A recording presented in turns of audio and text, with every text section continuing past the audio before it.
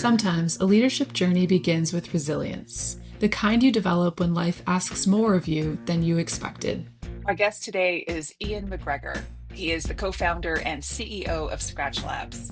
Ian's story begins in the mountains of Colorado, shaped by family, independence, and a love of sport. From alpine ski racing to professional cycling across Europe, Ian learned early about discipline, risk, and the balance of individual focus with team success. When injury forced him to leave pro sport, Ian turned that same resilience and curiosity toward entrepreneurship.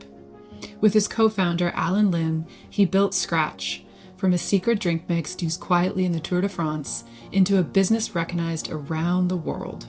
Along the way, he reminds us that performance and leadership require clarity of vision, and that high performance comes when individuals bring both their strengths and their humanity to the team. In this conversation, Ian reflects on what it means to lead across different arenas of sport, business, and community. It is a story about resilience and the courage to keep moving forward. So let's step into the conversation. Ian, thanks so much for saying yes, for being part of our kickoff conversations or in our podcast. I know you as a close friend, a classmate. We had the fortune of meeting virtually initially at MIT many years ago. And I'm excited for you to join Ayana and I today and get into a windy road of a conversation of your leadership. As you know, today is meant to talk about you. You are a phenomenal founder, co-founder, and CEO of Scratch. And we're excited to bring your personal leadership story to the forefront of this conversation. So, yeah, thanks for saying yes. Yeah, you're welcome. Anytime we have a chance to wax philosophic and bring Ayana in here too, we can have a good time. Yes, exactly. We are kicking off most of our podcast recordings with sort of like a warm up definition question so that we can hear the perspective of our guests on three different concepts: leadership, performance, and potential. So we'd love to hear, top of mind, how do you define those three words: leadership, performance, and potential? Yeah, I'm sure I won't win any awards for these definitions, but leadership for me, I think I would say is about three things. One, providing clarity. What are we trying to do? Two, getting people focused. So for me, that's what are we not going to do, even if it Mhm. might help us get there. And then I think the third piece is really about creating emergence, right? Recognizing that you've got to Mm. create, Mm. a whole that is more than the sum of its parts. And that's where, a team comes into play.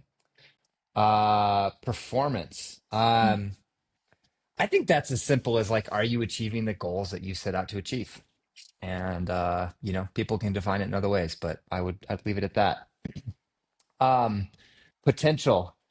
This one is fun. We could probably wax philosophic about this for a while because I think particularly from a background in sport, right? We certainly see people Mhm. where we're like, hey, this person is maxed it out or this person doesn't have a chance or whatever it might be. And well, I think that's all true. And we could certainly say it's, what are we capable of? I don't know. I think I'm inclined to just ignore that and just say, Mhm. certainly if your potential is quote unquote lower, if we want to simplify it, Mhm. maybe you can't get there, but I would argue you can. It's just going to take more. The Mhm. opportunity cost is going to be higher. Um, I'm sure there's some ignorance in that, but I don't know. I'll stay blind and determined and full of faith in it. That's really nice. Did I just hear you say that? So you have a confidence that you put in the sweat equity, you can move the needle, like you can see. I think so, and sure you could Yeah. argue otherwise, but like I'm gonna stick with that belief. I love it. I love it. Mhm. Was that the Mhm. same belief, Ian, you had when you were in high performance pro cycling? Well, so I think there's two things in the athletic side of my life that I've given it a real go at. And the first was alpine ski racing. And no matter how much I believed I wasn't that good. And maybe on the flip side, in cycling and in road cycling in particular, yeah, I think I was very fortunate to be good at it. Mhm. And that can create performance for sure. But it also wasn't necessarily the most fulfilling thing I've ever done in my life. So, there's traps inside all of this. Mhm. Mhm. Mhm. Mhm. Ian, I have, as I said, spent lots of time with you personally, and I've come to recognize that you wear many hats and take those hats quite seriously. You're a son, you're a father, you're a husband, you're a community member, you're an entrepreneur, you're a leader. And so I thought if you can come with us, take us way back to being a son. You were born and raised in Nederland, Colorado. And yeah, start us there. What's your leadership journey started off with you as a child? Yeah, I mean, I think a couple things come to mind from that. You know, one, I very fortunate to have two parents who have always been heavily involved in my life, and I think a lot of the things that I have done were new not only for me but new to them. But they kind of went on the journey with me.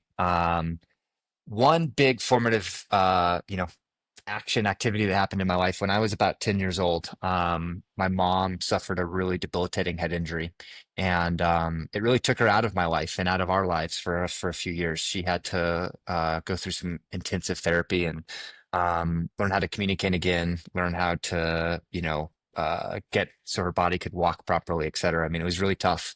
And I think, for me, you sort of see the stuff looking back, but right? It created some extreme behaviors. I became extraordinarily independent, and even to the point that on the athletic side, right, I only wanted to do sports where I was fully in charge, where I wasn't relying on a team. And I think it built a lot of strengths, but a lot of those strengths had a shadow side as well. Yeah, and so your journey, if I know you well, you turned to pro sport. Walk us through that. Did you start with cycling? How Yeah, did you so I get to the cycling? Totally. The town that or the community that I grew up in is up in the mountains in Colorado. And, I was exposed to alpine ski racing of all things, a very eclectic sport. And, man, I loved it. And from that age of about 10 years old, I poured my heart and soul into it. And it was in many ways the only thing I, cared about, which again is oversimplification, but Mm, it's kind of true, looking back in that period of my life. yeah. Um, and the weird twisted irony of it was that I was decent, but I wasn't actually that good at it. And, just maybe the reality of where physical talents and, potential meet. But I gave it everything I had and I learned a lot in that.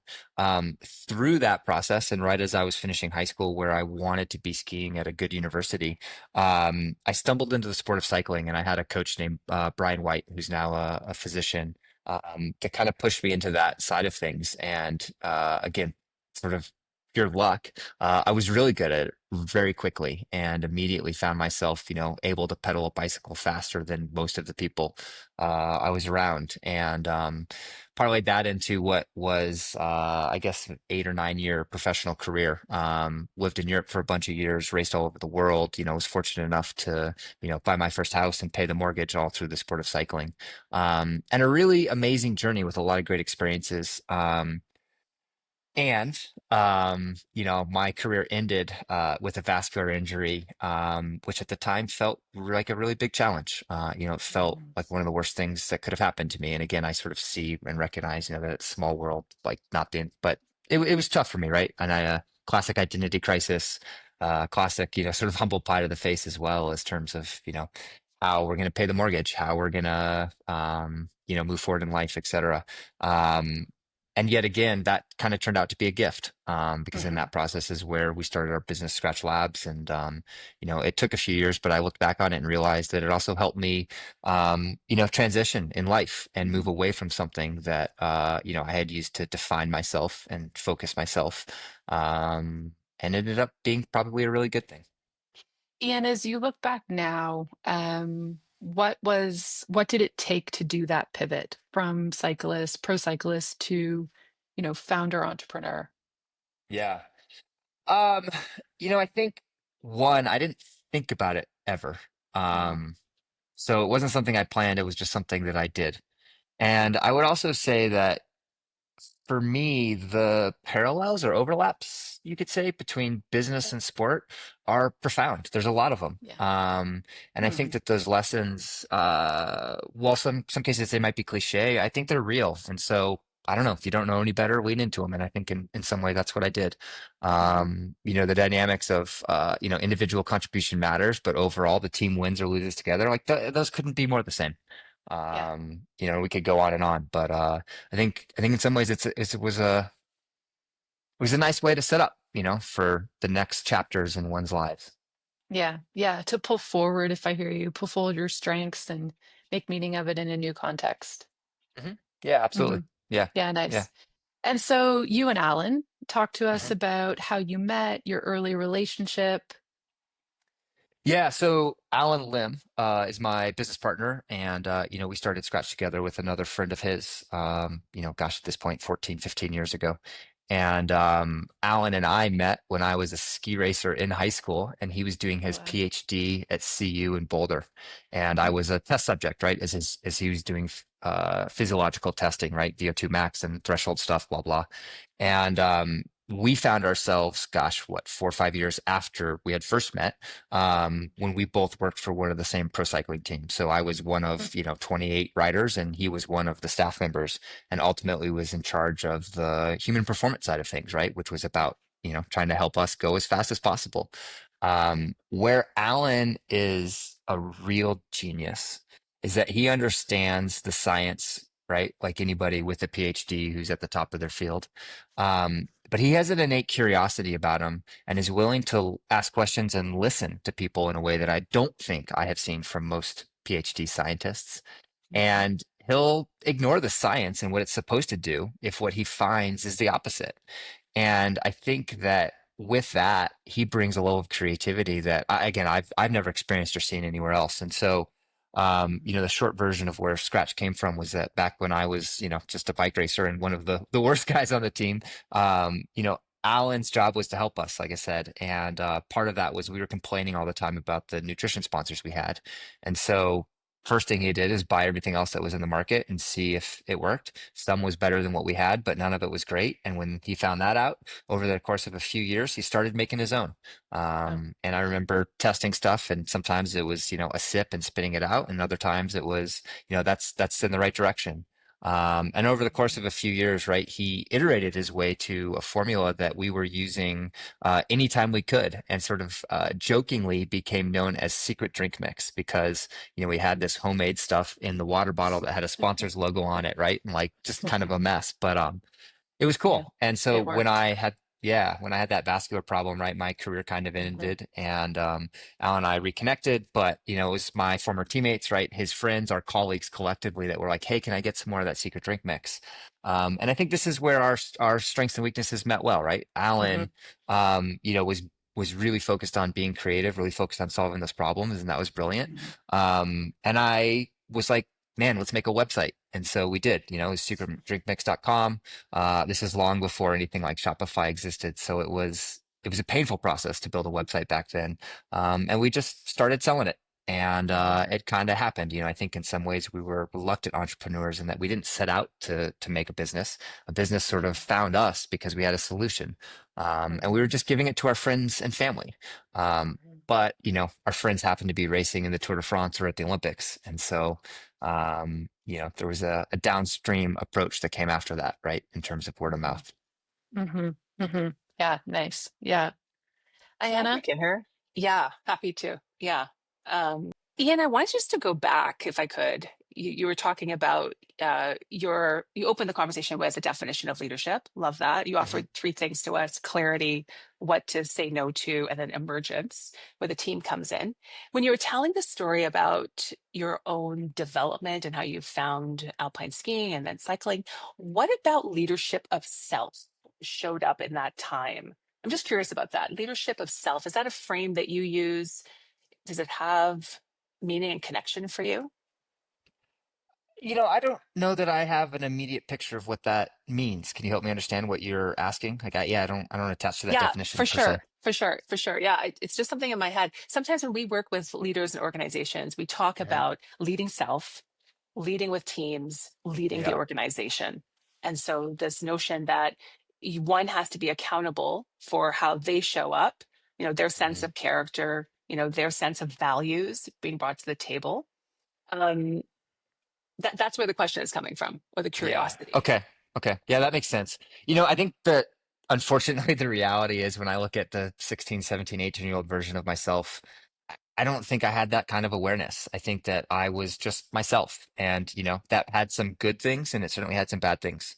Um, and for me, maybe the second thing we talked about, right, is performance. That it was just about setting goals and going after those goals. And I think I was really ignorant of any sort of collateral damage or externalities that might be happening along the way. Um, so Mhm. I don't know. Yeah. Is it a construct that you'd hold now? This notion of leading self in the way that you might frame Um, that? I mean, I certainly need to understand, and I got feedback once from a chief marketing officer that worked for me for 4 or 5 years, that one of the most challenging parts of his role at the organization was the inconsistency that I can have at times, right, around my own emotions and the challenge I can bring, and like that was really hard, but I think really important feedback to get, and something that God, that was 7 or 8 years ago, and I'm still hold on to and still Mhm. try and listen to. Um, so I would say absolutely. I mean, I think it's kind of, as leaders, it has to start with us. Um, but you're right, we also can't take more than 100% responsibility, right? We can own, others have to own things too. We can't own it all. So there's certainly a balancing point there. Yeah, I heard someone smartly say once that leadership is closely connected with communityship, right? That notion that, yeah, there is no Mhm. one island, but that we do it always with others. Yeah. Yeah, it makes sense. Mhm. Okay, thanks for that. And if we keep pulling that thread, from great idea, stand up a website, friends and family buy it, to the great growth story of Scratch, which I know you've shared in lots of spaces. Could you storytell with us, for us, around your leadership journey in parallel with the Scratch journey? What were those key moments of inflections, the lessons learned? Yeah. Yeah, I mean, I think a couple or maybe a few come to mind quickly. So the first is, Mhm. when we first started this organization, we were thriving in the chaos of that Mm. organization. And I think that, again, I didn't see this immediately at the time, but looking back, can clearly see it, which is that we loved that ambiguous, nebulous environment where there wasn't structure, where there Mhm. wasn't, we didn't have an org chart, if you will. And as we hired people, I think one of the early mistakes we made is that we just assumed that everybody wanted that same chaos, that same environment. And quickly learned that that actually wasn't the case, and quickly learned that not only our role as leaders, but to enable the best performance out of people doing different roles and different types of roles, we needed to bring some of that structure. So I think that was sort of challenge one. I think the other one that another one that comes to mind for me is, when the organization got past probably around 30 full-time, folks, it quickly became apparent that everybody just couldn't naturally know everything, right? Organically. It didn't just happen through osmosis or magic. Um, and, also you started up getting these layers, and, for better or for worse, and we could talk about organizational design theory, all day. You start sort of managing managers, and again, ends up with the telephone game. So like all that comes into play. And I think that's where, you know, really learned the lesson around the need for systems and process, and that systems Yeah. and process don't have to get in the way of creativity. Mhm. Oftentimes, having a process enables you to throw the process out the window when it's necessary. Mhm. And those were fun, but also really challenging lessons to learn as well, as a leader. And then I think that the third sort of piece that I've experienced has Mhm. been this opportunity, maybe over the past 5 or 6 years now, where we've been fortunate enough to have what I would call, I'll put it in quotes if you will, but like real leaders at multiple levels in the organization, whether that's Mhm. hiring incredibly talented executives, or bringing in, for example, like a creative director who's just, they're Mhm. so much better at the roles that they do than anyone else who's more of a generalist could ever be. And that brings with it, right, its own strengths and weaknesses, but that's Mhm. been another evolution. And I'm sure there's more coming, and kind of look forward to them. We'll see what happens. Yeah. Yeah, it's beautiful. Yeah, your key inflection points. Ian, as you have navigated those key inflection points, clarity and focus is also what you've said is Mhm. core and key to leadership. Yeah. Um, what's your role now in terms of providing clarity and focus, letting specialization, letting, Mhm. experts do their thing, and yet, Mhm. you providing the clarity and focus? Talk to us about your role and what that looks like now. Yeah, so I think I can maybe build a structure that I hope can make sense visually for other folks, without all the context I have floating around my own head. First, Alan and I have been really disciplined about setting a written vision. And we're talking, 30,000 word document that describes what the future is going to look like. And to be clear, it's not how we're going to get there, it's just Hmm. what it's going to be. And then when we give that to the organization, right, then the organization gets to define how we're going to get there, i.e., strategies that are going to play out over the next 3 to 5 years. And then with that, even further down in the organization, now folks can really be accountable for defining the tactics, i.e., what are we going to do to enable that how to make that future vision come to fruition. Um, and at least for us, I think it's been extraordinarily powerful because once we can set that picture and then trust in everyone else to figure it out together, it's not something that's being forced on people. It's actually something they're participating in. And we're able to create a very clear picture of what we're doing, which I think also can create a clear picture of what we're not doing. And then people get to decide, do they want to be part of that or not? And it served us well. So, for example, in 2018-19 timeframe, we built a vision for what we wanted to make happen by 2028. And last year in mid 24, we were like, holy shit, line of sight. Like we're basically there. And to be clear, I don't mean we checked every box, but 85% of the things that we said were going to happen by 28, we had made happen by 24. And we had to pick it up, pick that stick up and throw it again, if you will. Um, it's been really fun. Yeah. Yeah. Okay, let's dive in there. What do you think, without giving it all away, from a Yeah. leadership perspective, what do you think is part of the secret sauce in accelerating that speed from 28 to 24? Well, I think there's a question we could ask ourselves, which is, did we set a big enough or aspirational enough vision? So in some ways I would start there. And I think, even as a thought experiment, right, accelerating your goals massively, either making them that much larger or that much shorter time frame, I think can help you see some paths that are working for now, but might ultimately be a dead end. A thought experiment. Um,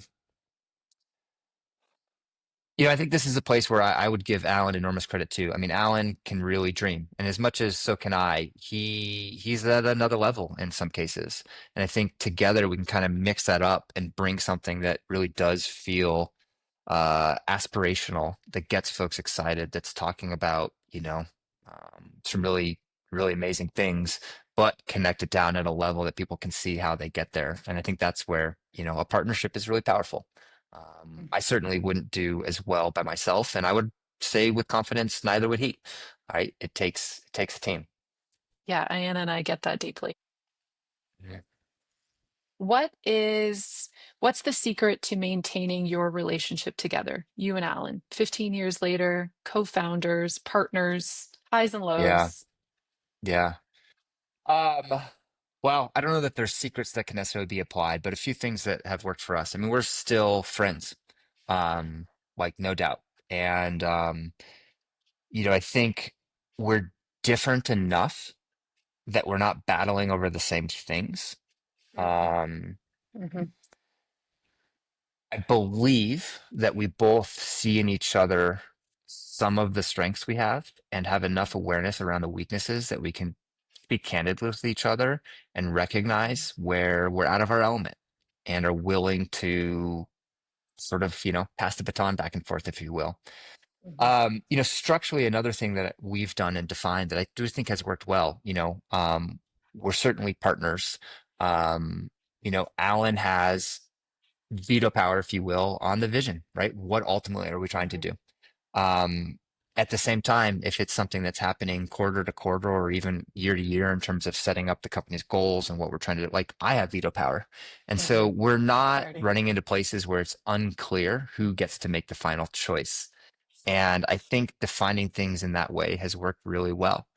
Now, of course, right, it can be a challenge or could be a challenge, right, to have that always work out. It's easy to, want to go back on that if you have a disagreement. But it's worked for us.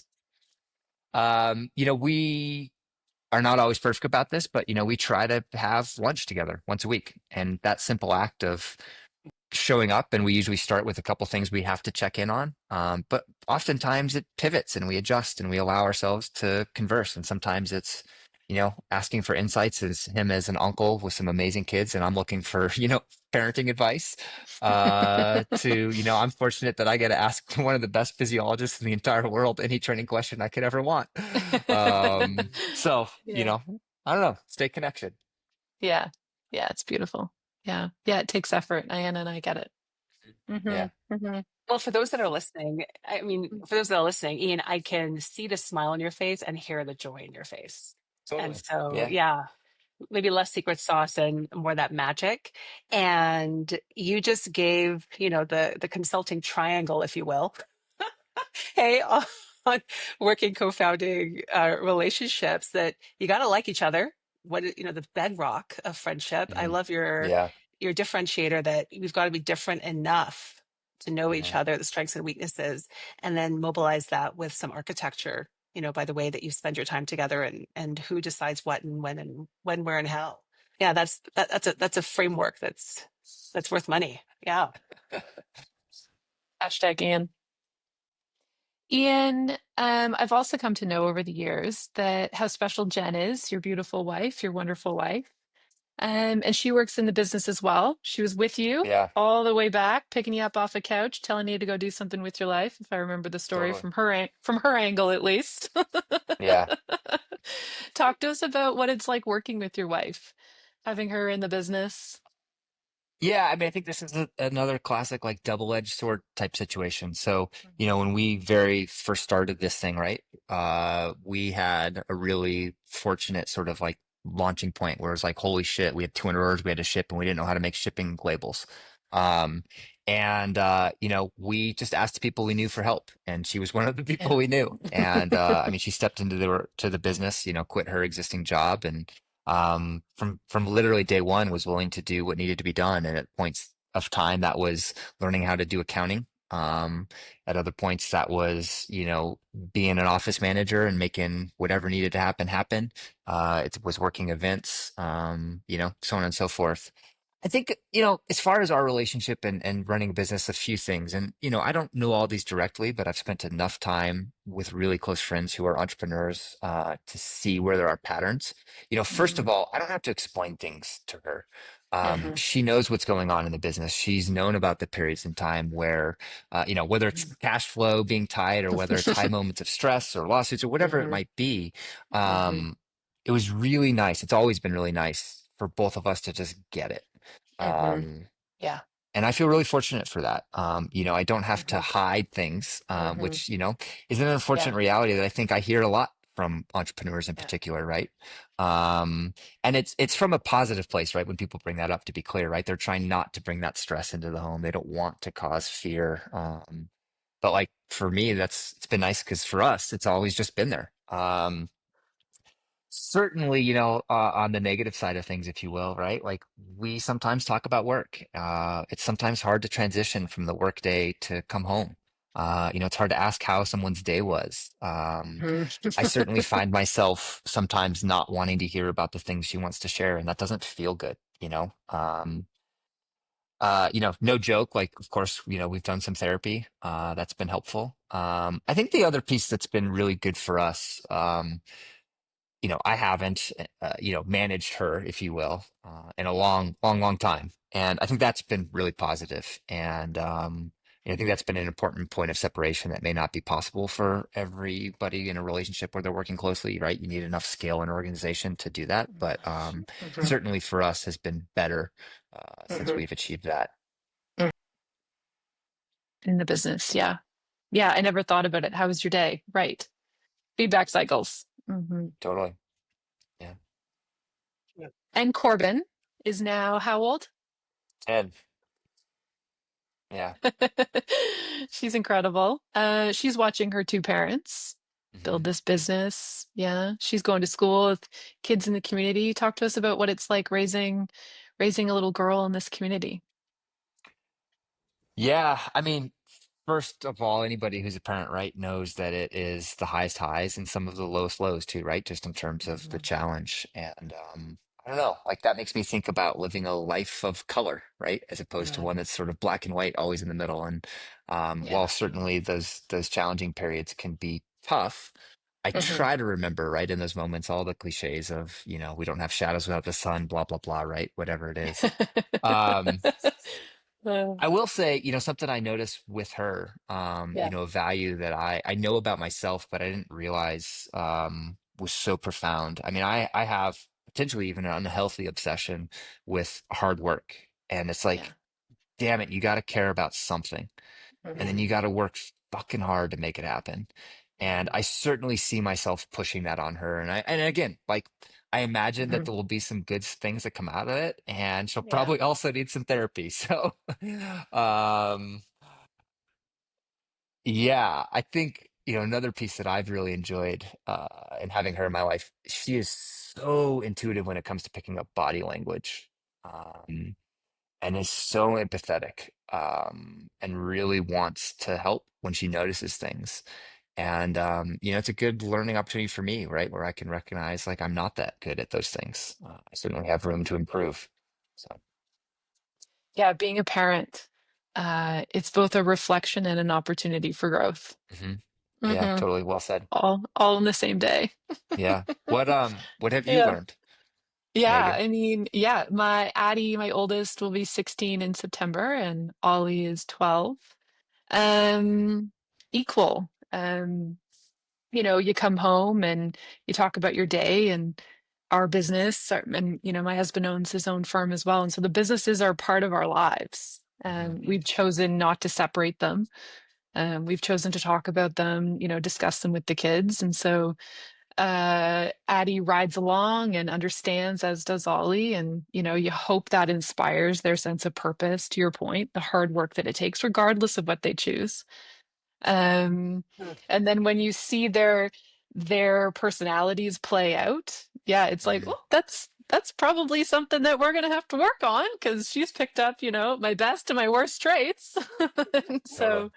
so yeah, I'm I live by it. It's both a reflection and an area of growth. But I think now as she gets older, particularly I can feel it. It's like giving them lots of room, lots of Hmm. space. The hard parenting in some ways is over, and they need to go experiment and try it on and fail and all of that Hmm. stuff. And Mm. for the perfectionist in me, it's hard work. Hmm. Yeah. Hmm. Yeah. Hmm. Patience sometimes is the hardest thing we can do, right? Do nothing. Yeah, do nothing. Let it play out. Yeah. Yeah. Yeah, Hmm. yeah, beautiful. Hmm. Um, Ayana, you've been listening. Thoughts? Hmm. So much in here, Hmm. this notion of like life in technicolor is really fascinating, life in full color, Hmm. and how to be Ian, to bring all facets of who you are. It feels like you are an integrated leader, Hmm. that you're bringing elements of your backstory, your present story, and even like your future story, right, into each moment. um as you do that, I'd love to hear a little bit about back into like the actual organization, how Hmm. storytelling, if at all, is like a competency, is showing up in the firm to help with Hmm. performance and acceleration, right? Like keeping that vision clear, the strategies, Hmm. the tactics. I imagine that narrative is a key Hmm. component. Am I hunching something right? And what does that look like? Yeah, I mean, my immediate answer is like absolutely. Yeah. Right. And we don't need to get into research or, justify it. Like stories matter. Hmm. Mm. And I actually I would say that, bringing Alan into this too. I mean, both Alan and I, and it's kind of weird to say this about myself, but like we're good storytellers. Hmm. And I think that's how we communicate across the company. And I think that's how we've imparted, for clarity in terms of what we're trying to do and Hmm. get people, keep people motivated. So like, heck yeah, So Ian, when you stories matter. Yeah. yeah, so go there a little further. So when Yeah. you say that you're a good storyteller, a great Yeah. story in in your business, in your organization, Yeah. sounds like what? Like, what's the frame of that? What makes it good? How do you know you're good at it? Um, well, I could tell you that I think one, when when people demonstrate alignment, they demonstrate that they understand and remember details, right? That could Mhm. show up in one way, right? It could be bullet point number 7. They're Mhm. not going to remember that, right? Yeah. But when it's distilled Mhm. down abstract summary and it is bullet point number 7, and then you see those behaviors show up in the way people are Mhm. making decisions, then you know they remembered it, right? And you know that they Mhm. understand it implicitly. Um, I mean, a quick frameworky type trick that I use consistently in communication. And Mhm. we do a daily stand up meeting every day, and sometimes it's 3 minutes long. And we'll use it as an opportunity to do something as long as 10 or 15 minutes if we need to as well. And each department Mhm. owns a day, blah blah blah. But Mhm. I think about basically 4 things when I'm communicating with somebody. Um, what do I want them to know? What do I want them to feel? Yeah. What do I want folks to believe? Mhm. And then finally, what do I want them to do? Mhm. And sometimes I don't want them to do anything, right? Right. I just need those Mhm. other ones to come into play. But again, where are we bringing clarity about why we're communicating? And I think that if you can, draw throughput in whatever you're sharing through those 4 things, again, perfect, absolutely not. But I found it to be a really effective, very simple way to force some clarity into our communication. Um, Mhm. and so often, right, that means in my experience at least, it means ignoring context. Mhm. It means not worrying too much about, right, Mhm. explaining everything perfectly. Now, of Mhm. course, it depends on the audience and who you're communicating with, and that's where some Mhm. art comes in too. But Mhm. Mhm. And Mhm. Ian, I love how that is scalable or applicable, both at the macro, like you talking to your full organization, but also in a Mhm. one-on-one, like the Absolutely, accordion, right? So like big to yeah. small. It also strikes me that that frame is what happens in great coaching when you're we have a leader coaching mindset, Hmm. right? That you're Hmm. drawing out with a one-on-one clarity across those 4 areas and how it really each of those 4 questions connects with the individual, Hmm. right? Yeah. Yeah, yeah, it Yeah. makes sense. Brilliant. The Mhm. third one, just to go a little bit further, the third one, what do you want them to believe? That's about the aspiration. That's about hope. That's about identity. It could be any and all of those things. Yeah, I think it depends on the moment. I think it depends on the the individual. I mean, I'm making this up. This is not, a specific thing, but I certainly find with some folks in some roles in our organization that when I have the opportunity to interact with those people, and again, probably a one-on-one situation, right? Not to everybody. I think it's important to be honest too, of like, hey, this is a job for you right now. So what I want you to believe, like, I want you to believe that this is a job that you're not going to, get laid off from, that you can count on, so that you can invest in your own life in the way that makes sense for you, so that you can go somewhere else in the future and do what you really Yeah. want to do. Because it's not Yeah. this, right? So, and again, just a made up example, but certainly one that has many elements of truth. Yeah. Lovely. Yeah. The whole framework is sort of like wrapped with a sense of honesty, Mhm. straight talk Yeah. and honesty. Yeah. Beautiful. Yeah, I'm walking away with a little, or right now, just this reality that good stories have echoes. When you said, Ian, that you hear it in the organization, you see it, right? Good stories have Hmm. echoes. It's a lovely Hmm. insight you've shared. Okay. And where have you turned to enforce support over the years when things have gotten challenging? What does your support system look like? Yeah, I mean, one of the things that I have loved about quote unquote business is how supportive people really are. And Mhm. that's not what I found in sport, where even in a quote unquote team environment, oftentimes teammates end up competing with each other, Mhm. right? Especially Yeah. when it comes down to Mhm. those last handful of, jobs for next year. Mhm. Um, where we live, Boulder, Denver community, people are just willing to help. I mean, even people Mhm. who probably could honestly say you might be a competitor, or, maybe not perfect down the middle direct, but like definitely in the realm. And I don't know, for me, it was just start asking for help. And there's been some amazing Mhm. folks in my life, and certainly in my business life, that have been helpful. Um, Another organization that I am a big fan of is called EO, Entrepreneurs Organization, and certainly a place where I found a lot of coaching, a lot of support, a lot of learning. And it had a period, right? It wasn't forever, but man, it was powerful.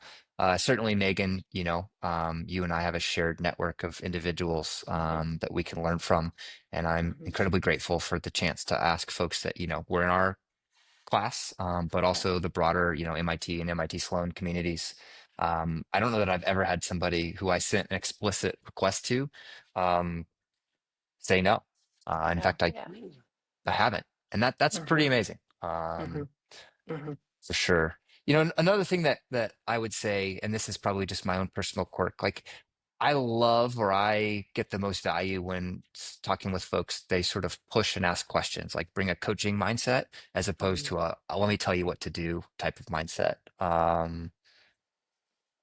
And not everybody has that. So certainly I am fortunate now to be selective in who I go to, right, for input, for coaching, for advice. And I certainly don't seek people out who are just going to tell me what to do. But I do seek people out that will help me see those blind spots, will challenge me, right? Call me out when I'm being incongruent in my own behavior. Um, and those can be hard conversations, no doubt. You and Alan, it appears to be, have made the strategic call not to set up a formal board as you've navigated. Has that give us a sense of the why on that, or what you've been thinking about over the years? Yeah, I mean, I think one, I'd throw it out there that, that may be something we look back on in X number of years and go, wow, I wish we were done this differently sooner. But we're fortunate to have bootstrapped this business, and you know, a board has an opportunity cost. I mean, our current CFO, in a positive way, was sharing with me that as much as 40 to 50% of his job typically at a business like ours is some version of Board. managing the board, right? Whether it's those relationships or whether it's preparing information to share or whether it's translating input, like whatever it is, that's a lot of opportunity Time. cost. But I would say this, not having a board does not mean that you're not looking for outside input. It does not mean that you're closed-minded to or pretend you know the answers. What it does mean is that we have tried not to put in place, additional work that may not be driving value. Yeah. Yeah. Um, Yeah. Yeah. Nice.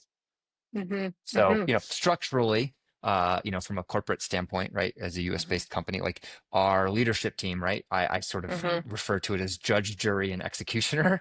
And that, we ultimately have to decide what we're doing, define the Yeah. goals, and then hold ourselves accountable.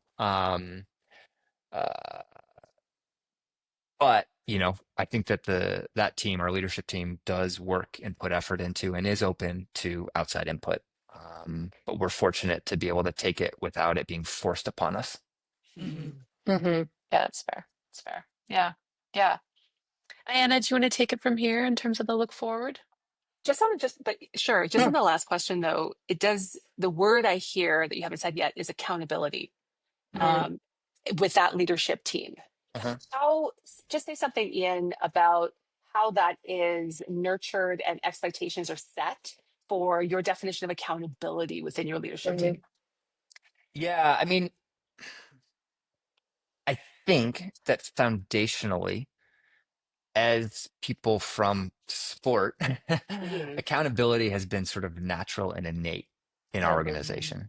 And so, while everybody has their strengths and their weaknesses, and you have to work on both of those, I think for us, accountability has just been natural. And so it hasn't been something that we've lacked over the years.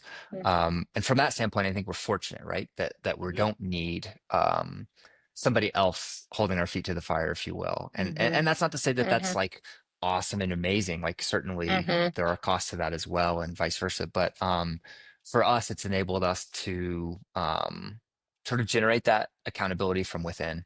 And we run our organization using EOS or traction. They're kind of called similar things. And, the systems and process that you can use with that are pretty solid. Some general simple rules of making sure that, you really only have one person who's accountable for one thing. If you have multiple people, then nobody's accountable. And I think those are tenets Mhm. that we believe.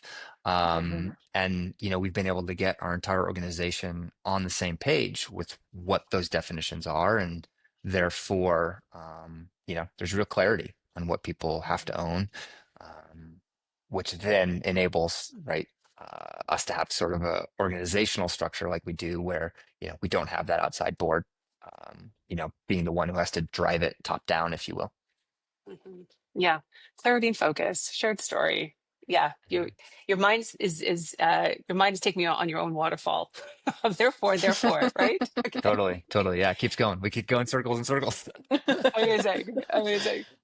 Um, Ian, we call the podcast Around the Corner on Yeah, purpose because yeah. there is a part of the conversation about Mm, looking forward, looking ahead. So, mhm, a curiosity about you and your leadership story. What are mhm. you thinking about next for yourself? What are you working on? Um, what are you trying to get after in terms of your own leadership ambition? Yeah, I mean, a couple things, and these are all personal, right? These are me. These are not necessarily Scratch. I mean, one, Scratch is different than me, and I think of it in some ways a Mhm. lot like a kid, in that you impart some things on it. It teaches you some things, but it's not, you got to let it go and be its own thing. Mhm. Um, I really like when I look forward, like I want to keep learning and growing as an individual. And I think learning in particular is a huge motivator. And again, why? I don't know that I know, but I also am pretty Mhm. clear that I don't care. I don't need to know. It brings me joy. It brings me energy. Um, and I do know that I need to be in a place where that happens. And so, right, if we play this out one of two ways, right? If Scratch as an organization grows faster than I can learn and grow, then I have to get out of the way and let Mhm. the right people come in who can support it, right, and support the team in the right way. On the flip side, right, if Scratch were to become about absolute efficiency and things were leveled out, and it was an optimization game, I can tell you with real certainty that I'm not the right person to do that either, because Mhm. I'll get bored in that. And I am not the person who can pay attention to every last little detail and optimize ruthlessly. And when I see people who do that, of which there are many out there, they are so good at it. And they Mhm. would do a much better job than me. So there is a bit of a sweet spot, right? In that, right? A Goldilocks and Three Bears type scenario, where it's got to be enough, but maybe not too much. I think, I don't know that I can quite put words perfectly to this, but the way I currently am describing is this tension, that I want to be a balance. I don't know if that's possible between striving and contentedness. And I don't know what that means right now. But I know that have been periods in my life where I was so singularly focused on something that it really took away from a lot of other things. Um, and I'm not willing to do that anymore. Corbin's 10. I'm not going to disappear for the next 5 years to go achieve something and leave her by, at the same time, you know, when she's 15, she's not going to want me, home every time she comes home either. Mhm. So I don't know. I'm still working on that. I got to figure out how we blend those things together. And I'm not sure where that will go. Another piece for me, forward looking, I am interested, and there's some irony in this, right? Back to what we were just talking about. But like on a personal level, I'm interested in, what may be a board role. Now I say board and that it might be official, and in some cases that's been fun. In some cases it's not quote official, but the idea of being able to bring and pay it forward with some of the learnings, um, is really intriguing to me. Like I said, there's folks who I'm incredibly grateful to, individually, but also for the business. And I have found enormous joy, and I think impact too, and yeah, pushing some of that forward. I think one in particular where I can bring some unique value is for founders who are looking to be leaders and step into that CEO seat, because that's not every founder. Um, and that's an interesting transition. It really is. And I've enjoyed, a small number of opportunities I've had where I can, mentor, and support folks in that same place. Uh-huh. Mhm. Mhm. Really thoughtful answers. The first one about striving and contentedness, I'm fascinated by. in the conversations Megan and I have been having, we've been framing it a lot as tension between ambition and sufficiency. Yeah, Yeah, similar. And this quest for realizing joy, even Mhm. as you're going along the journey. It's not a Totally. destination, right? But the Mhm. joy is showing up along the journey. Yeah. Mhm. Yeah, really good stuff. What elements, if that, if any, or different things would you um, pull out and say that you would say that leaders holistically need to pay attention to moving forward? Let me try the question again. Ian, you just did a great job of talking about your own personal around the corner. When you Yeah, zoom out to your ecosystem of leaders, what is it that you think leaders would do well to pay attention to in the upcoming years? Where would you encourage yeah. focus? Uh, I don't know, and I don't think that I'm qualified to answer, and certainly not, give advice to anybody else. I will share what comes to mind for me in thinking about that. And I'll use another sort of sport metaphor here. Like, I do think that, one of the real strengths that somebody with like an endurance athlete mindset can bring is this ability to kind of like persevere and push through and stay gritty, right? Like when the going gets hard, you just put your head down and keep going. And I think that's real. The piece that I would add back to it though is that when we're head down and we're pushing through, incredible challenges, I will say that I think it's important to check our compass heading and to make sure that we're going in the direction that we have defined, not in that moment of blind grit, but right in a moment where we've had maybe a little more clarity and a little more time to be honest about what we're trying to go to. Because I think the collateral damage sometimes of pushing through can be really big. And we've talked a lot about, parent-child stuff today, but I think, an example of that is the, executive who achieved everything, but realizes they missed that only window they ever were going to have with their children. So yeah, keep pushing. Make sure you look down and check your compass every once in a while. Mm. Yeah, that's Mhm. great. Is that what you'd Mhm. put on a bulletin board if you had one thing to say to leaders globally? What would you put on a bulletin board? What I Not a put on a bulletin board. bulletin board. That's not the Yeah. right phrase. What would you put on a billboard? Bulletin board's like the small thing in the office. I'm thinking billboard. Billboard, Ian. Well, I don't know. That would take some workshopping for me. I think, right, Yeah. the best things are simple and they got to fit on a billboard. I don't have one right Yeah. now. Yeah. But I don't know. I think that this is less, if I were to say something, this is not going to fit on a billboard, but this is how I would start the workshop to brainstorm it. I think it's less about some input or advice for quote unquote leaders. And I actually would say that it's the opposite. It's how can leaders best serve and support the people that they're leading? Mm-hmm. Um, and I think that what I wish, how about that? What I wish is that there was more acceptance of the human side Mm-hmm. of the humans who are performing in our organizations. And I don't like how, as hiring has slowed and the economy has slowed and all these other sort of things, people have shifted back towards what I would judge, and I, not that I get to judge it, but in my own Mhm. world I can. The replaceable nature of people in our Mm-hmm. organizations. Mm-hmm. Um, yeah, so I don't know. We could workshop that and make that a billboard some way. Mm-hmm. Yeah, yeah. Yeah, deeply care about the people that you have. They're not widgets. And there's something Totally. to unlock. Yeah. And that's because together, when you do that, you'll do more, right? Mhm. Mm-hmm.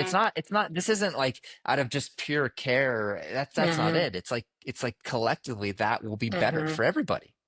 Mhm. Yeah. It's probably where your Venn Mhm. diagram of potential performance and leadership meet, right? Like there's more Mhm. potential to unlock. Absolutely. Mhm. Absolutely. Yeah. Yeah. Mhm. Yeah. And Yeah. when you get people to care about something, even if they don't have the most talent, I'll bet on somebody who cares doing a better job than somebody who doesn't care but has immense talent or skills. Mhm. Megan and I were just riffing on that Mhm. last Friday as Mhm. we were reflecting on our week, how care can be and likely is a competitive advantage when you think about the Mhm. pool of talent Riff on that, Ian. Care as a competitive advantage. What comes to Yeah, I mind? mean, I agree absolutely, like Yeah. hands down. And I'll give you Mm-hmm. one very, very specific example. So we have a warehouse, a fulfillment team, right? Mhm. And they've got to pack, thousands of orders a day. And that is the type of thing that it's really easy to quantify. It's really easy to say the best way to Mm-hmm. get the most orders done, right, is to make people do a lot of orders. And like, sure, I get that. But also, it depends on who you're hiring. It depends on why they're there. It depends on what they're doing. Mhm. And, Mhm. Amazon is one place that has a very well-defined environment where people are racing the clocks. They Mm-hmm. hire a certain type of people typically that fits that, and those people do well. Like that's not Mm-hmm. what we're doing. Mm-hmm. And, I believe, we believe, and we've seen that when we bring that team, for example, into those daily stand-ups and we take 15 minutes out of their time to pack boxes, that they Mhm. actually get more boxes packed when they're part of the Mm-hmm. team, right? Even if they're losing some time, quote unquote, every day, to do things that aren't, quote unquote, productive, you know? And like that shows up in the data. It's Mm-hmm. anecdotal, of course, it's small data Mm-hmm. sets, but Mm-hmm. I don't know. Mm-hmm. We've all been there, right? We may be there again in that type of a role. And at the very least, like, I don't know, it feels better to do it that way. How about that? Mhm. Mm-hmm. Yeah, Mm-hmm. I think that's brilliant. Mm-hmm. It's brilliant. And Mm-hmm. it's I often use the phrase, Ian, it's some things are ancient, ever new. So like in Mm-hmm. mindfulness practices, taking the 5 minutes to do your gratitudes, Hmm. right? Hmm. Actually can lead to a deeper sense of like focus on clarity on what you're trying Yeah. to bring into the world in your Hmm. day, which is inextricably tied to your productivity, right? Like where you're putting Mm-hmm. your sweat equity, your efforts to make a difference. Yeah. Mm-hmm. I love that. Yeah, Hmm.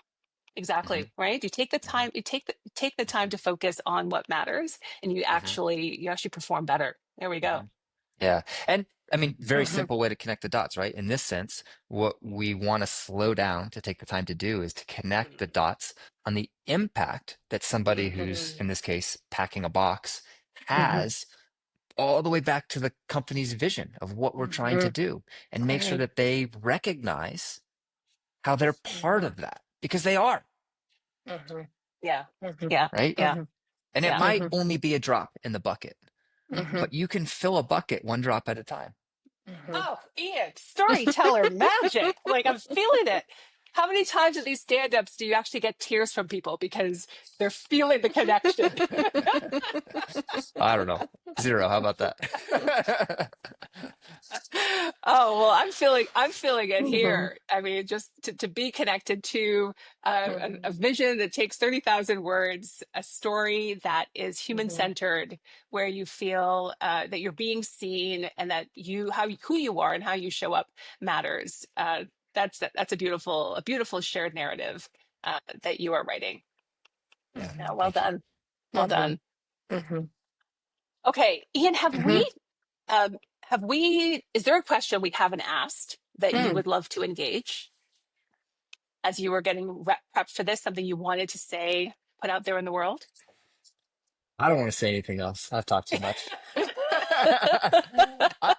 I would love to sort of turn it around a little bit. I mean, Uh-huh. something at least that I think, maybe this isn't real, but my perspective or perception, right, is that you and Megan get to, and I mean that, get Yeah. to interact with different companies at a very deep level, right? Mm-hmm. I get really curious about the things that you pick up on where you see common threads that are working. I get really curious about the lessons that you can draw, right, Mm-hmm. from um maybe a little better balance of depth and, exposure Mm-hmm. to different examples.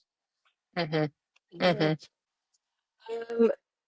It's big. It's big. Mm-hmm. Um, I I would go back just to start where you landed with striving and contentedness, and Mm-hmm. Hmm. how that my hands did accordion earlier, how that Mm-hmm. is across all the concentric circles of the individuals, the teams, and the organization.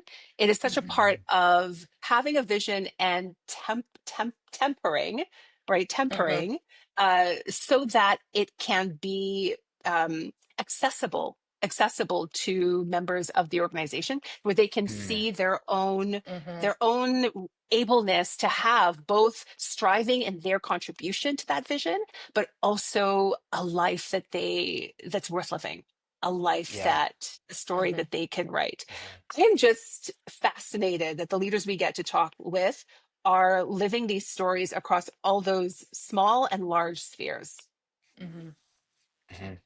Small and large spheres. I just think more and more I'm seeing it, the talent of application and translation across Mhm. individuals, groups, and teams, and a larger enterprise is this capability Mhm. that's beautiful when it's in action, and you can see when it's not there, but something that's Mhm. required for sustainment and scaling.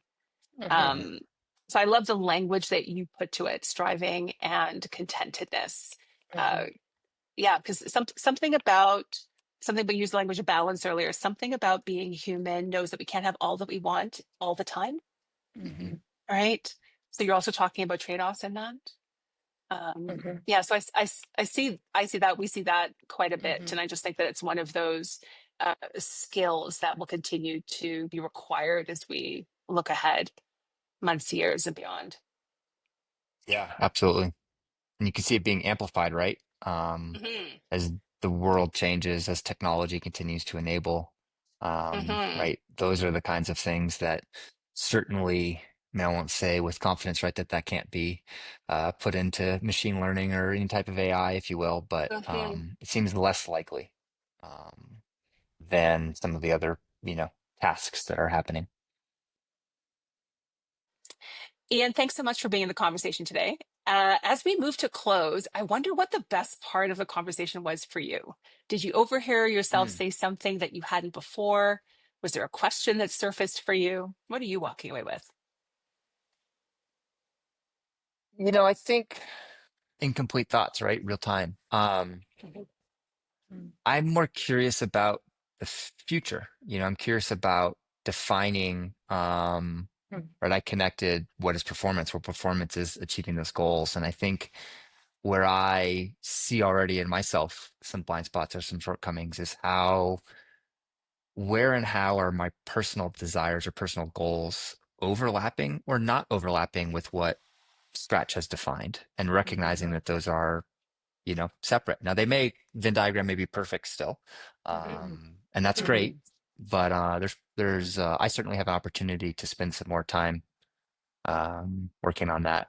The cool thing is that's not a sit down in 2 hours. That's like Mhm. over months, Yeah, Mhm. maybe even Mhm. years, Mhm. which is pretty neat opportunity. yeah, Mhm. that's lovely. Mhm. It's one of the ambitions of this Mhm. podcast to be in conversation with leaders like you and to ensure that you experience some value in the conversation as Mhm. well. So Mhm. enjoy that work. We become what we pay attention to. So I hope you'll stick that in the Yeah. back of the amygdala and Mhm. just let it be there with you and Yeah. accompanying you. Yeah. I like that. Thank you. Yeah, absolutely. Okay, a real joy. Thanks to everyone for listening. I'm trying things out, Ian. Thanks to everyone for listening.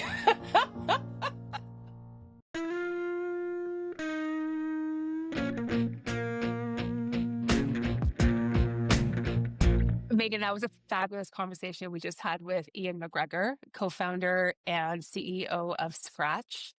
One of the things we get to do at the end of every call is spend a few minutes debriefing. So that Mhm. for us is about talking about what we appreciated. There were several things in this call we appreciated, and then to look forward about how that applies to leadership in a variety of different contexts. So a chance to Mhm. put our insights into the conversation as well. So Mhm. Megan, kick us off. We heard lots of good things. What stuck out for you? What did you absolutely love? Yeah, the first one that came to mind was his own sense of the natural strengths and talents that he had as a pro cycler, in his world of high performance sport, and how there were signals and clues about what that meant he could do next. So, from pro cyclists to business and the convertibility of those skills, it was a beautiful gift for those thinking about how to transition, how to take what they're doing today and apply it to a different context. I thought he did a beautiful job of mining his past for those strengths. Yeah, it really connected nicely with his definition of performance. Like he Mm-hmm. set Mm-hmm. goals as an alpine ski racer, Mm-hmm. set goals as a professional cyclist, sets goals for Scratch. And it's about the execution of them. And you can see in his way of thinking that he has learned that discipline as well as the fortitude for accountability that he spoke about and translating that from high performance sport into the business. Mm-hmm. Mm-hmm. Yeah, back in his early story, I also loved, you probably did too, because we love alliteration, but I loved his notion of embracing the chaos in the early days and how his leadership mantle needed to move to clarity. And Mm-hmm. that sounds like some of the frames that you all shared from MIT as well. Who was that Mm-hmm. professor that you all studied with and gave that sort of frame as well? Mm-hmm. Yeah, Dr. Elizabeth Johnson. Johnson. Yeah, And she what has did a she talk beautiful about? Yeah, she has a beautiful frame on leading strategic change, clarity, alignment, focus, consistency, all driving towards meaningful autonomy. And it's a frame Ian and I, share in our heads in terms of the times that we've spent together in MIT. And you can see his beautiful application as he looks back and almost applying Elizabeth's frame to the moments of inflection and growth at Scratch and in his own leadership. I thought he did a beautiful job of storytelling around those necessary pushes. And I think in Mhm. moments, if we were asked him again, in moments he could probably say he could see it coming, and in other moments, perhaps he was reacting to the organization's growth and what was necessary from his leadership in order to move the organization forward. Love that. Yeah, there was something in this notion of meaningful autonomy that he was really celebrating in the paying attention to the human aspects of the humans and having enough vision clarity. I mean, amazing that he has a 30,000 word vision document, he and Alan. That's incredible as co-founders. Who does that? But knowing that that is part of the input so that the people he hires, who he has every confidence in, are able to come up with the strategies and the tactics and own them, right? Own them in a really powerful way. So really appreciated that. The communication artist in me just loved his 4 points on the communication frame. So what Yeah. did he say again? So like know what you want them to think, how you want them to feel, what you want them to believe, and then what you Mm-hmm. want them to do. This is the trick of mental models, right? And holding these mental models that no matter where we are, you could see him even in the podcast level of ease, he was doing that with us, facilitating us with like what he thinks, what he feels, with the impacts. We would call that good strategic comms. Yeah, and his knowing that that is a critical skill set of leaders, and it's been part of his, we'll say it many times in this podcast, secret sauce, Mm-hmm. and what he clearly returns to with rhythm, right? Every daily stand up, every point in how to make connection between what folks are up to. You can tell he's really learned that that's important. Yeah, Yeah. I'm curious, Reverend Doctor, what you think about believe. What people believe in. Well, I tried to go there in the call with him a little bit, I know, I but know. I could see in his insight, and how I think about that is uh, his sequence matters. Thinking, feeling, Mhm, the believing for me is about a connection beyond self to something greater. So whether mhm, that's like a believing in what this team can create, and believing in what this organization can do, and believing in the impact we foster with the customers at the end line, it's about that human humility, that it's mhm, not just about mhm, mhm, I am connected to something beyond myself and something greater. And that sets up whoever you are and wherever you're at in an organization as a leader, that sets you up, I think, to move with a thoughtfulness and a humility, and to mhm. anchor your ambition and your why in something that is just beyond the momentary, what I might be feeling in this moment, what I'd be thinking in this moment, right? So yeah, I think he did a lovely job without saying all of those things. But knowing that it's deeply contextual as well. Like in the one-on-one, what is it that's really going to connect with that human? And organizationally, what's that larger aspiration? Yeah, I think it's quite a sophisticated next step on motivation Yeah. as belief. Yeah, you and I would call that connection as part of our leadership model. The necessary ability to connect relationally and connect your work to a bigger picture that's beyond yourself. Yeah. Yeah.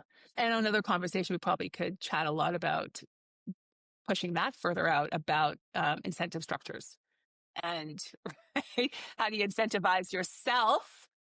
Because that belief place, back to care's competitive advantage in the conversation with Ian, is connected to that care piece, right? Like what you tether your belief to, what you hook your belief to, connected to your why, it's inextricably tied to a deep sense of care.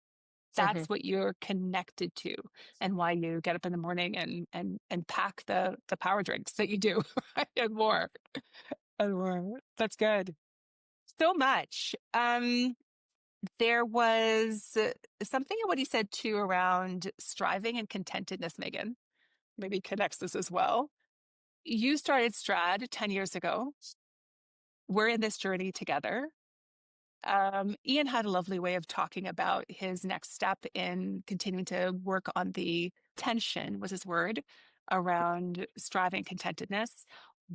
Say something what that is for you today, the summer of 2025. Like, did it resonate with you? Is it something that you're living in right now?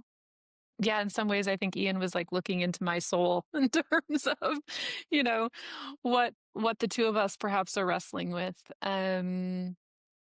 Yeah, 10 years into a growing business, I think he said it well, actually, as he was reflecting on imparting his values on his daughter, the burden and blessing of that. And, how focused and disciplined and sort of all in you are in terms of growing the business, and yet how much that can take of you. And I think, if I was to, take some lessons and or reflections on what he was saying, it's my own season of who am I now? Who is all of Megan? What component of Megan is Strad, and what are the other components of Megan that I'm working on and practicing and need to remember, because these businesses are long journeys, and Ian and Alan clearly have both committed to a longer journey. I'm sure they've had opportunities to take different paths along the way, and yet they remain committed. So I appreciated Ian's reminder that there's probably moments where you need to check in with the compass and ensure you're headed on the right direction as the business continues to change and morph and grow. So, yeah, Yeah. real-time reflection from me. Yeah, 100%. It was a highlight in the conversation for me when he spoke about not relying on blind grit Yeah, yeah, to the exclusion of calibrating to your North Star or your yeah, compass. yeah, Yeah, yeah, yeah. that was a real highlight. Yeah, Ian and I do lots, together related to our MIT community, and in that work, we've had the opportunity to look at each other's strength profiles. Okay. A classic tool that is a great, self-awareness, leading self tool. And we both have achiever, off the charts achievers, which Yeah. are clues around grit at all cost. So it was a good self-reflection for me to be like, right, remember the compass, because I Yeah. myself can get into the trap of grit at all cost.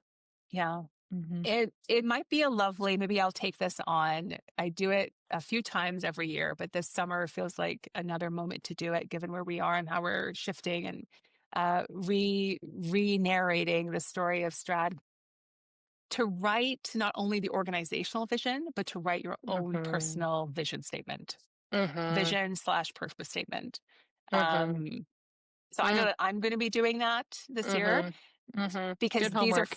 yeah, it's good homework. If anyone out there Really. listening would love to do that too, we'd love to hear about what that experience is like for you.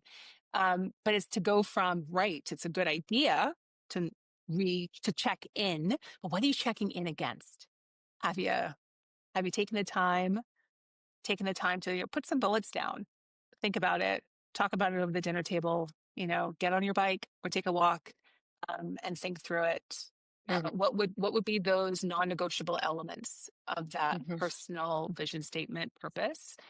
Um, so that when it's time to recalibrate, it's like, yeah, how am I doing against this? What's real and honest about this? Yeah, yeah, good stuff. Yeah, beautiful. Hmm. Okay, I think those are the things that we really appreciated. Maybe to close, what's the insight that we want to leave our listeners with? Like, what's your key takeaways you apply to future focused leaders more broadly? I'm really left thinking about the construct of leading self. I think Ian both began the conversation and closed the conversation around what parts of his own leadership does he, port from one situation to another, and where continue to be the learning edges for him and the learning environments for him. And Mhm. I know in the work we do with clients and in the frames we use with clients, that's all in the arena of leading self. And so, yeah, I'm left with paying attention to that work, pulling out, whether it's, the purpose and vision statements in the summer as you're reflecting, on a certain cadence. But I'm certainly left with that is important work to be done. You? I could say ditto, but I'll say something different. Mhm. The other thing that was lovely that I'm walking away with is a sense of being seen, Mm, and a sneak peek into this dynamic of having a team, he and Alan, you mhm, and I. mhm, And often it is said that being at the top is lonely, and he mhm. just modeled beautifully. And I think you and I have something special going where you create the village that is required for you to get after this compass, this ambition, to solve the problem around the corner. So I'm left being grateful, but also thinking about thoughtfully, how do we continue to steward and curate? Like, who's in that village? Formal board, not formal board, advisors, friends we look toward. Who's in that village? Because there's no reason to go alone. Yeah, Yeah. beautiful. And aren't we lucky? Yeah, so lucky. So lucky.